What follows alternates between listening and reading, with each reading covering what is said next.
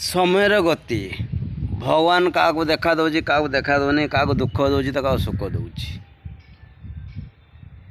ଲୋକ ବୁଝିପାରୁନାହାନ୍ତି କେଉଁ ଦିଗର ଠାକୁର ଘର କରିବ, କେଉଁ ଦିଗର ଅଗ୍ନି କୋଣ, କେଉଁ ଦିଗର ଐଶାନ୍ୟ କୋଣ, ଏଇଟା କୌଣସି ମନରେ ଲେଖା ହେଇନି। ସବୁ ଏ ମଣିଷ ଲେଖିଛନ୍ତି। ରାସ୍ତାରେ ଗଲାବେଳେ ଲୋକ ଝିଣ୍ଟି ପଡ଼ୁଛନ୍ତି, ରାସ୍ତାକୁ କେବେ ଦୋଷ ଦେଉଛନ୍ତି? ଠିକ୍ ସେଇ ରକମ ନିଜ ମନ ଇଚ୍ଛାରେ ନିଜେ ଘର କର, କୌଣସି ଦୋଷ ଥାଏନି।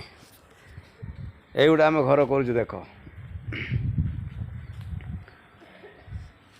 ଏଠି ଇଞ୍ଜିନିୟର ନିଜେ ସୂତା ପକାଉଛି, ମିସ୍ତ୍ରୀ ନିଜେ ସୂତା ପକାଉଛି, ଘର କଲେ ଶାନ୍ତିରେ ରହିଲେ।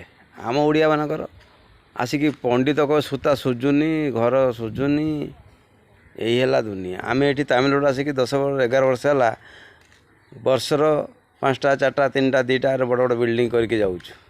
କାହିଁ ଏଠି ତ ତାଙ୍କର କିଛି ଅସୁବିଧା ହେଉନି, ଆମ ଓଡ଼ିଶାରେ କାହିଁ ଅସୁବିଧା ହେଉଛି? କର୍ମ ହିଁ ଫଳ, କର୍ମ ହିଁ ଭଗବାନ। ଜୟ ସୀତାରାମ।